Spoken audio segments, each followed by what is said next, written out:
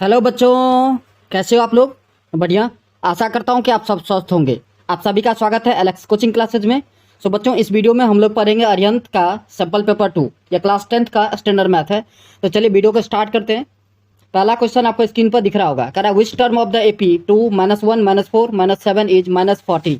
तो यहाँ पर आप अगर ध्यान से देखोगे तो आपको जो है सबसे पहले किसका वैल्यू दे दिया है? ए का वैल्यू। ए का वैल्यू जो है वो 2 है, तो आप लिख सकते हैं ए इक्वल्स टू 2। डी का वैल्यू आपको दे दिया है। डी का वैल्यू निकालने के लिए आप सबको फॉर्मूला पता होगा। डी इक्वल्स टू होता है A2 माइनस का A1। सो -1 और -2 करोगे आप तो माइनस का 3 होगा। और AN दे दिया है कितना?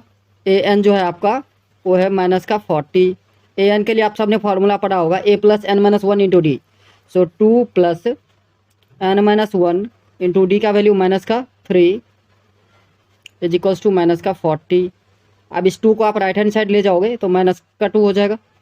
सो n minus 1 into -3 is equals to minus का 42। एक ही बार में लिख दिया, 3 से 14 बार में। सो n का वैल्यू कितना होगा बच्चों? 14 प्लस 1 दैट इज 15, जो आपके ऑप्शन सी में अवेलेबल है। I hope. नेक्स्ट क्वेश्चन है आपका क्वेश्चन नंबर 2। करा if semicircle is rolled along its diameter then the figure form is. अब देखिए एक सेमी सर्कल है, सपोज कीजिए इसका डायमीटर है। सेमी सर्कल कुछ इस टाइप से आप बनाइए। आप इसको ऐसे रोल करोगे, डायमीटर के से ऐसे अगर रोल करोगे तो ये क्या बनेगा? एक कोन की तरह दिखेगा आपको, कोनिकल शेप बनेगा। आप रोल करके प्रैक्टिकल भी करके देख सकते हैं। ये जो है एक कोन का शेप बनेगा। सो आपका ऑप्शन जो है वो बी सही होगा। ठीक है, सिलेंडर नहीं बनेगा, ना ही स्क्वायर बनेगा, नॉन ऑफ दिस तो बनेगा ही नहीं। चलिए next question number 3। Question number 3 आपका कुछ स्टेप्स है। कह रहा था area of the shaded portion is. अब बच्चों ये देखिए, इसका जो रेडियस है वो 31 है, ये 31 है। और ये जो आप गैप देख रहे हैं ये 4.5 है। ठीक है, ये कितना है? यहाँ पर मैं लिख देता हूँ 4.5 इतना है। तो आपसे पूछ रहा है कि बताओ इसका ये जो पार्ट शेडेड है, ये जो आप देख रहे हैं ये पार्ट शेडेड है। तो आपसे पूछ रहा है कि बताइए इसका एरिया कितना होगा। सो बच्चों देखो, अगर ये पूरे बड़े वाले सर्कल, लार्जर सर्कल का अगर मैं रेडियस लूँ, आर इक्वल्स टू कितना हो जाएगा? 31 प्लस 4 35। सो 35.5 होगा। स्मॉलर सर्कल का आर जो है रेडियस वो दे दिया आपको 31। तो area of shaded part, area of shaded part अगर आपको निकालना है तो क्या करोगे? बड़े सर्कल के एरिया से छोटे सर्कल के एरिया को माइनस कर देना है। सो पाई capital R square minus small R square, ये फार्मूला लग जाएगा। ठीक है, इससे जब आप सॉल्व करोगे तो सॉल्व करने के बाद आता है 940.5, जो आपका ऑप्शन ए में अवेलेबल है। आप वैल्यू सब्स्टिट्यूट करके देख लीजिएगा। ठीक है, आप कहोगे सर कैसे करके दिखा दो इजी तरीका से। तो इजी अगर आप करना चाहो तो पाई का वैल्यू जो है आप पुट कर दीजिए 22/7। ठीक है, और यहाँ पर क्या आएगा? तो 35.5 इसका स्क्वायर और माइनस 31 का स्क्वायर। सो ए स्क्वायर माइनस बी स्क्वायर, ए प्लस बी, ए माइनस बी वाला फॉर्मूला आप लगा देना, इजीली सॉल्व हो जाएगा। चलिए नेक्स्ट क्वेश्चन नंबर 4। करा distance between two parallel tangent to a circle of radius 7 centimetre each. अब देखिए क्या निकालना है हमें। कह रहा था distance between two parallel tangent, दो parallel tangent to a circle. अब देखिए दो टेंजेंट पैरेलल होगा तब ये कुछ इस टाइप से, ये देखिए ये टेंजेंट और ये पैरेलल हो सकता है। तो इस दोनों का बीच का डिस्टेंस, रेडियस कितना दिया है? 7। ये पूरा कितना होगा बच्चों? डायमीटर हो जाएगा जो 14 होगा। कितना होगा? 14 सेंटीमीटर। तो जो आपका ऑप्शन सी में अवेलेबल है। नेक्स्ट क्वेश्चन है बच्चों, if theta equals to 15 degree then cos 3 theta minus 2 cos 4 theta by sin 3 theta plus 2 cos 4 theta is equals to. तो यहाँ पर देखिए थीटा का वैल्यू कितना है? 15 डिग्री। तो यहाँ पर सब्स्टिट्यूट कर देंगे तो हमारा आएगा cos 3 15 जा 45। सो cos 45 माइनस 2 cos 4 इंटू 15 मतलब 60 डिग्री। सिमिलरली नीचे sin 45 प्लस 2 cos 60 डिग्री। अब आप सबको पता होगा cos 45 का वैल्यू होता है 1/√2 माइनस 2 इंटू cos 60 का वैल्यू 1/2, नीचे 1/√2 sin 45 का वैल्यू प्लस 2 इंटू 1/2। तो 2 से 2 कैंसिल, यहाँ भी 2 से 2 कैंसिल। अब हमारा लेफ्ट क्या बचा, तो 1 अपॉन में रूट 2 माइनस का 1, तो 1 अपॉन में रूट 2 माइनस 1, और नीचे 1 अपॉन में रूट 2 प्लस का 1। अब 1/1 लिख सकते हो। अब देखिए आप एलसीएम लोगे तो रूट 2 आएगा, तो 1 माइनस का रूट 2 बाय रूट 2 होगा, और नीचे 1 प्लस का रूट 2 बाय रूट 2, रूट 2 से रूट 2 कैंसिल। तो आपका आंसर क्या आया, 1 माइनस का रूट 2 बाय 1 प्लस का रूट 2। आप चेक कीजिए ये कौन सा ऑप्शन में है। तो 1 माइनस का रूट 2 बाय 1 प्लस का रूट 2, ये आपका ऑप्शन नंबर कौन सा है बच्चों, तो डी, ये ऑप्शन डी करेक्ट है। चलिए क्वेश्चन नंबर नेक्स्ट जो है वो है क्वेश्चन नंबर 6। कह रहा है HCF of two number is 23 and their LCM is 1449। If one of the number is 161 then the other number is. आप सबको पता होगा कि प्रोडक्ट ऑफ टू नंबर जो होता है वो इक्वल होता है किसके, एचसीएफ इंटू एलसीएम के। तो एक नंबर 161 है तो दूसरा एक्स मान लेता हूँ मैं, is equals to 23 HCF into LCM 1449। अब किसका वैल्यू चाहिए, तो एक्स का वैल्यू चाहिए। तो एक्स का वैल्यू होगा 23 इंटू 1449 बाई 161। क्लियर है, 23 7 जा होता है 161, 7 से इसको डिवाइड करोगे तो 7 2 जा 14, 0 7 7 जा, सो 207 जो आपके ऑप्शन ए में अवेलेबल है। नेक्स्ट क्वेश्चन नंबर 7 कह रहा in a right angle triangle ABC, right angle at C, if tan A equals to 1 then the value of 2 sin A into cos A equals to what। अब देखिए बहुत आसान है, इसमें अगर आप फिगर नहीं भी बनाना चाहो तो हो जाएगा। कहोगे सर कैसे, तो देखो tan A का वैल्यू कितना है, 1 है, सो tan A का वैल्यू 1 है, और 1 कहाँ होता है, तो tan 45 डिग्री का वैल्यू 1 होता है। ठीक है, कंपेयर कर दोगे तो A का वैल्यू आपको पता चलेगा कितना, 45 डिग्री। अब हमें वैल्यू किसका चाहिए, 2 sin A into cos A, तो 2 sin 45 into cos 45, 2 sin 45, 2 into sine 45 1 by root 2 into cos 45, ये भी 1 बाई रूट 2। सो देखिए रूट 2 2 होएगा जो इससे कट जाएगा, तो क्या बचा 1, जो आपका ऑप्शन बी में अवेलेबल है। Next question number 8। Question number 8 है बच्चों, इन ट्राइंगल ADE सिमिलर है ACB के, एंगल DEC इक्वल्स टू 105। अब देखिए नेमिंग कर लेते हैं सबसे पहले, ABCDE ये रहा। अब इसमें क्या बोला, एंगल DEC 105 है, ध्यान से देखिए DEC जो 105 है, मतलब ये एंगल आपको 105 दे दिया। क्लियर, उसके बाद ECB 65 है, EC और B ये आपको दे दिया कितना 65। Then find the value of x, तो x का वैल्यू आपको निकालना है। x आई थिंक यहां पर था बच्चों, क्वेश्चन एग्जैक्ट याद नहीं। सो बच्चों मैंने देख लिया यही क्वेश्चन है, यहाँ पर x ही है। तो अब एक चीज ध्यान से देखना है आप लोगों को, अगर ये 105 डिग्री है तो ये कितना होगा, आप कहोगे सर 75 डिग्री, ये एंगल कितना 75 डिग्री।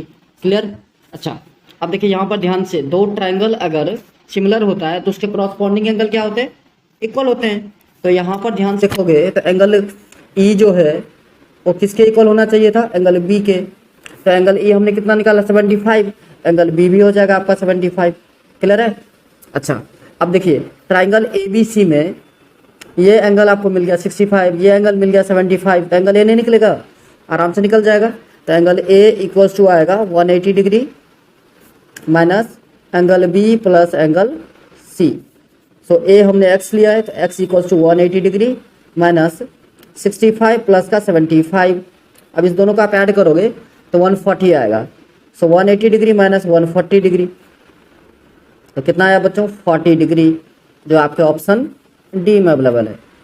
क्लियर, चलिए नेक्स्ट क्वेश्चन नंबर 9।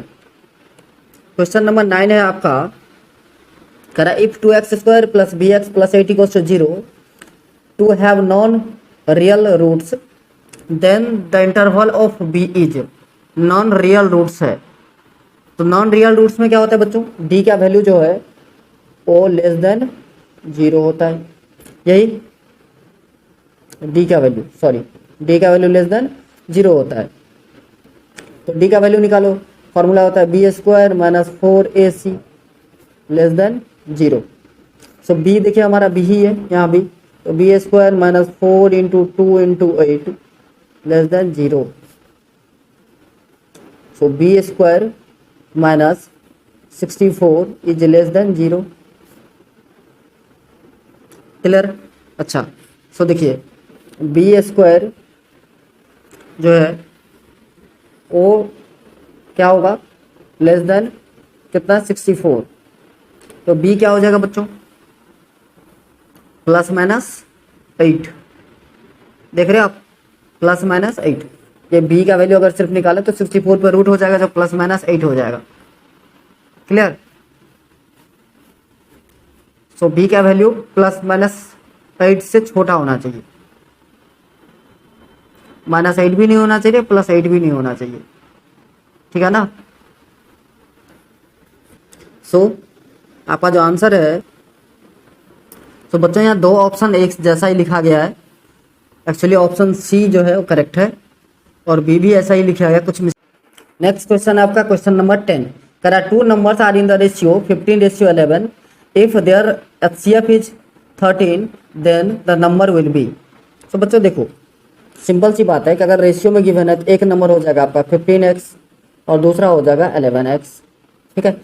अब इस दोनों में कॉमन क्या दिख रहा है आपको, x, तो यही एचसीएफ होगा। तो x इक्वल टू कितना होना चाहिए, फिर 13 होना चाहिए, ठीक है। तो नंबर क्या होगा 15 इंटू 13 और दूसरा 11 इंटू 13। सो 11 इंटू 13 होता है 143, 15 इंटू 13 होता है 15 3 जा 45, 15 और 4 19। सो 195 और 143 जो आपके ऑप्शन नंबर ए में अवेलेबल है। क्लियर? चलिए नेक्स्ट क्वेश्चन नंबर 11।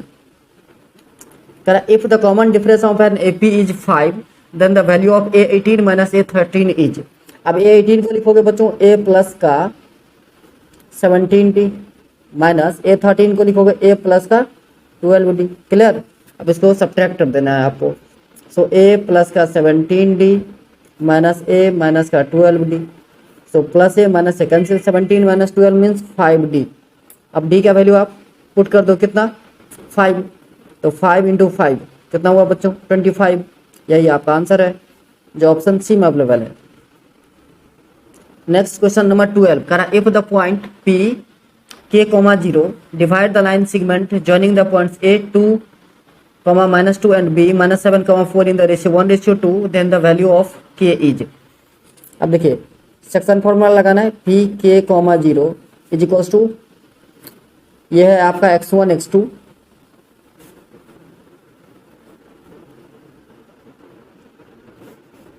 ये आपका x1 y1 ये x2 y2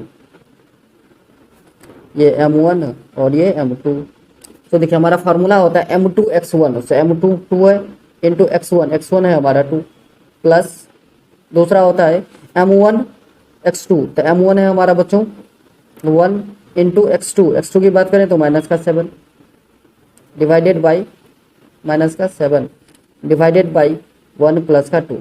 similarly y coordinate की बात करें तो y coordinate M1 M2 y1, सो M2 है हमारा 2 इंटू y1 माइनस का 2 प्लस 1 इंटू y1 माइनस का 2। और y कोऑर्डिनेट की तो वैसे भी हमें ज़रूरत नहीं है, k का वैल्यू निकालना है ना, तो y को छोड़ो, गोली मारो, y कोऑर्डिनेट की कोई ज़रूरत है ही नहीं, सिर्फ x कोऑर्डिनेट सॉल्व करना है। 2 2 जा 4 माइनस का 7 बाई 3, सो 4 माइनस 7 बच्चों माइनस का 3 बाई 3 डिवाइड करो कितना आया -1। सो x एक्सिस कितना है -1, यहाँ पर x एक्सिस क्या है k, सो k का वैल्यू कितना आया -1 जो आपके ऑप्शन सी में अवेलेबल है। क्लियर? चलिए नेक्स्ट क्वेश्चन नंबर 13। करें suppose the mean of first 10 observation is 20, if we add 5 in each observation then new mean is.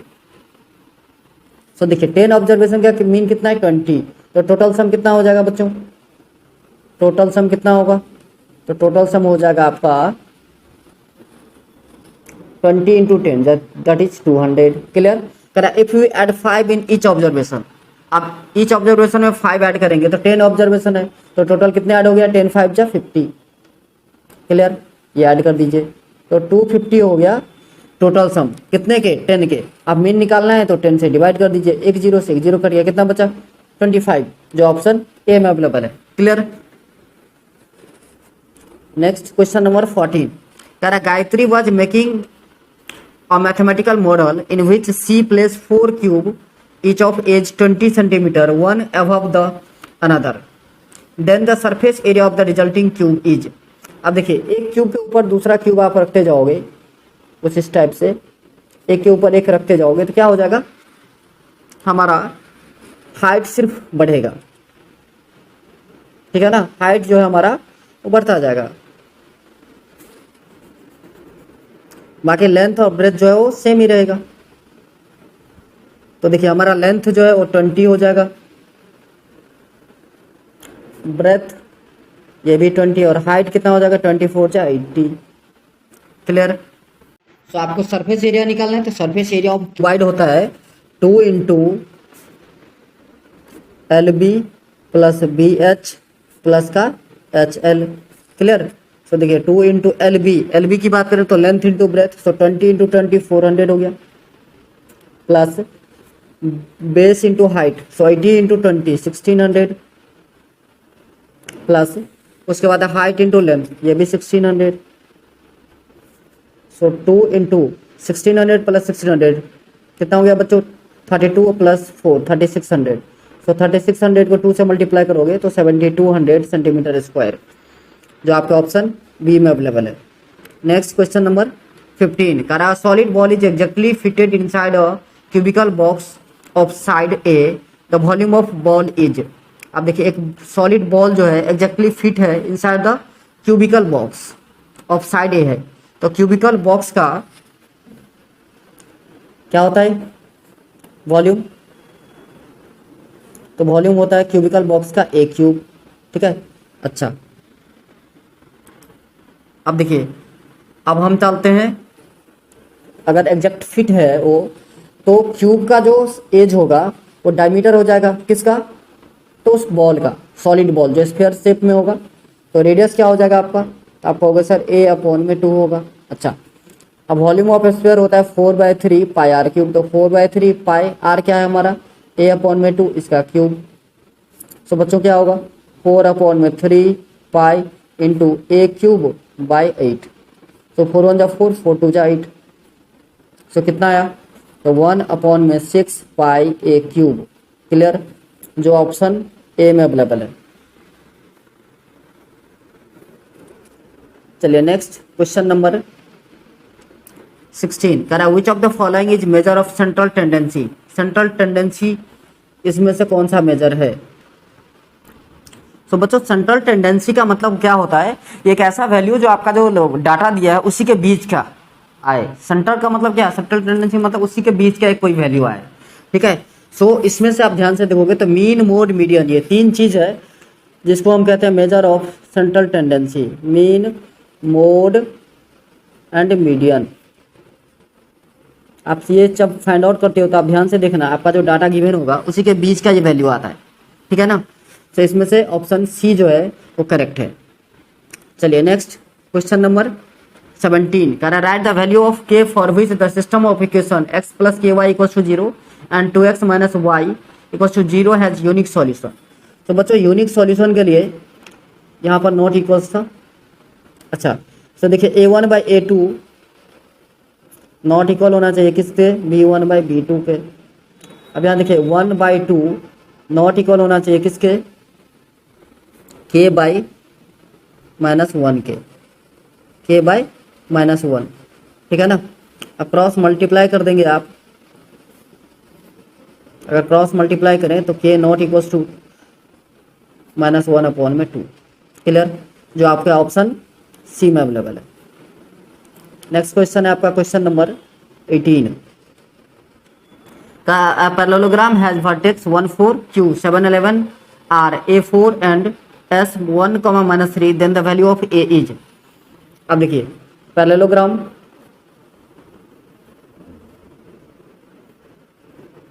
कुछ इस टाइप से बना लेते हैं। ये हमारा P Q, ये R और ये S। अब पैरेललोग्राम का जो हाइपोटेन्यूज होता है बच्चों, ये परपेंडिकुलर बाइसेक्ट करता है। Clear, let it be O।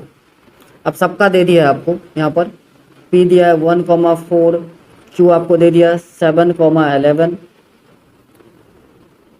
ठीक है, R की बात करें तो A,4 और S की बात करें तो 1,-3, 1,-3।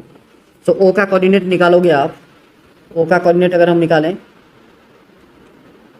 डायगोनल PR को लेकर के तो क्या होगा, मिड पॉइंट है, सो A+1/2 होगा और दूसरा 4+4/2, सो 8/2। सिमिलरली अगर मैं SQ को लेकर के या QS को लेकर के O का कोऑर्डिनेट निकालूं, ये होगा आपका 7+1, 8/2 और दूसरा 11-3, ये भी 8/2। क्लियर।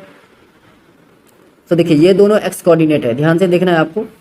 ये दोनों जो है एक्स कोऑर्डिनेट है, किसका, O का। इक्वल होना चाहिए भाई, तो A+1/2 जो है इक्वल होना चाहिए। तो देखिए यहाँ से 2 से 2 कैंसिल कर दो, A का वैल्यू कितना होगा, 8-1, दैट इज 7। तो ऑप्शन बी आपका जो है करेक्ट आंसर है। चलिए next question number 19, assertion and reason वाला क्वेश्चन है। कह रहा है all regular polygon of the same number of side such as equilateral triangle, square etcetera are similar reason. Two polygons are said to be similar if their corresponding angles equal and length of corresponding sides are proportional। बिल्कुल सही है, assertion और reason दोनों सही है और correct explanation भी है। सो ऑप्शन ए जो है आपका वो सही आंसर है। क्लियर। चलिए नेक्स्ट क्वेश्चन नंबर 20, करा midpoint of a line segment divide the line in the ratio 1:1। बिल्कुल सही।